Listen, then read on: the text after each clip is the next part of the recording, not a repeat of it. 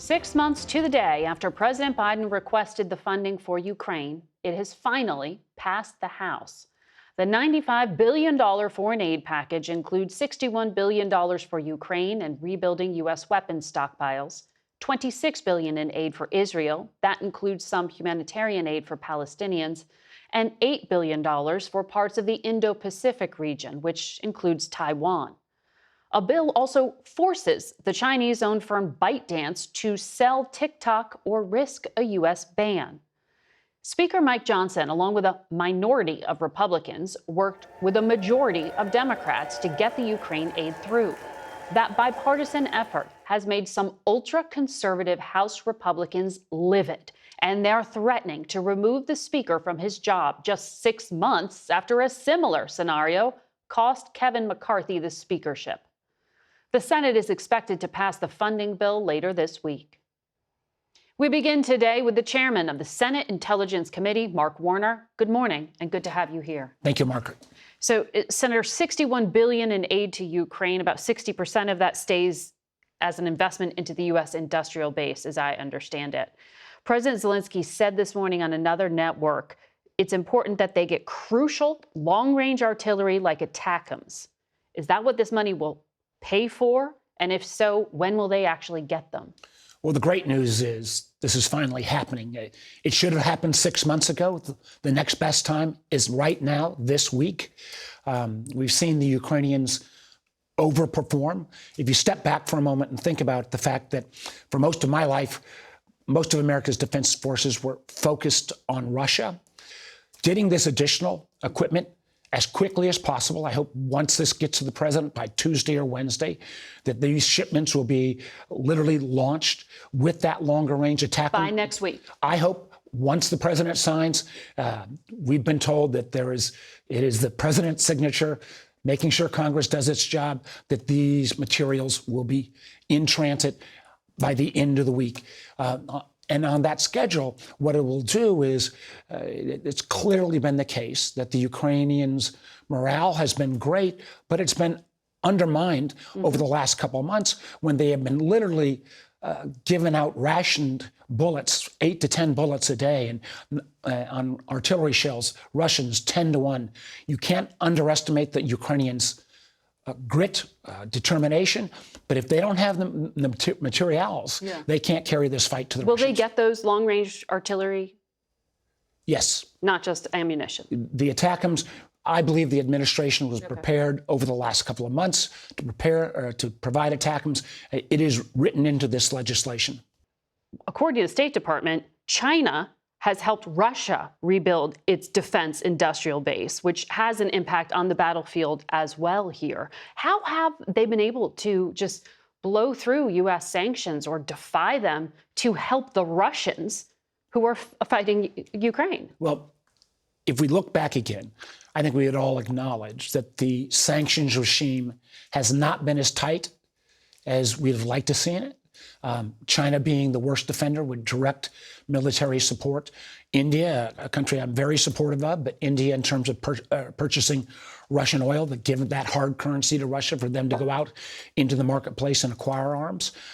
It's one of the reasons why I think this package, which the House just passed, we will take up this week, that says we have to be ready to be prepared for our national security interests, not only in Ukraine and Russia, also in terms of military assistance to Israel, but with additional humanitarian aid for the Palestinians who are in such great challenges.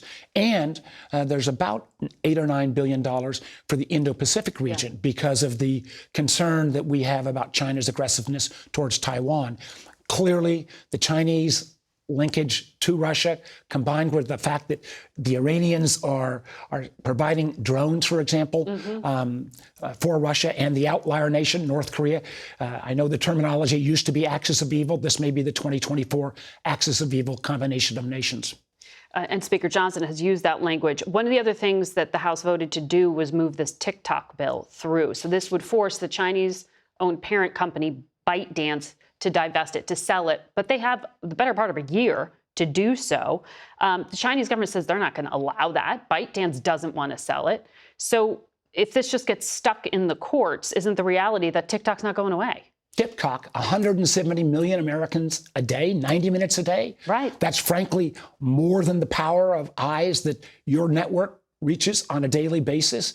And that information, and many young people on TikTok get their news. Yeah. The idea that we would give the Communist Party this much of a propaganda tool, as well as the ability to scrape 170 million Americans' personal data, it is a national security risk. But it is a national security risk, according to the U.S. intelligence community, that has a direct impact potentially on U.S. elections. On U.S. TikTok elections as much as accounts this year. Yeah, targeted candidates from both political parties during the midterm cycle in 2022. That's a worldwide threat assessment. This is a but TikTok's not going away before November. Well, here is the. So that means it's an active threat. There is plenty of creativity on TikTok.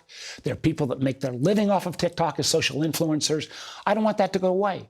I simply want to make sure that the individuals pulling the strings are not ultimately functionaries of the Communist Party of China. I understand, but even with this significant bill, the timeline is such that it doesn't take it away as a risk for the election. And it seems the U.S. government is so limited in so many ways when it comes to these election influence efforts. The timeline of giving this can be a complicated transaction. To give it up to a full year, I think just from a business standpoint, makes sense.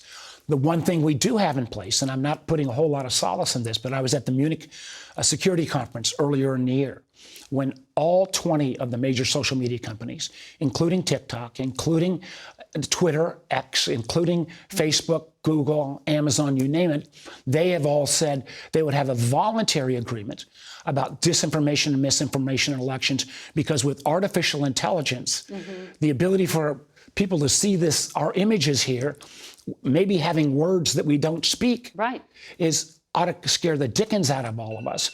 And the truth is, these 20 companies have guaranteed a voluntary agreement. They'll take on watermarking, which will indicate it altered content, be willing to take this content down, but the proof's going to be in the pudding. The parliamentary elections in Europe start in less than 60 days. So we're going along with our European partners to say, all right, companies, you promised, show us what you're doing. So this other measure that was approved as well, Section 702, it's a key surveillance tool, was reauthorized for 2 years instead of 5. Take a listen to what the CIA director told my colleague Nora O'Donnell Friday about how his agency is using this authority. Its reauthorization, its passage, I think, is a crucial tool to fight fentanyl, because something like 70% of all the successful disruptions of fentanyl traffic moving into the United States that we've been a part of have come directly from intelligence derived from 702. So these changes to 702, how does it help fight the trafficking of fentanyl? What difference is there? Let's remember what 702 is. It is the ability for the United States government to surveil, listen in on non-Americans, foreigners who are abroad. And many times the fentanyl drug cartels are being run out of Mexico, many times supplied with basic goods out of China. And this ability to listen in on the bad guys' communications is extraordinarily powerful. Matter of fact, the president gets a daily brief of all of the intelligence hotspots around the world. 60% of what he reads each day is material that comes out of the 702 program.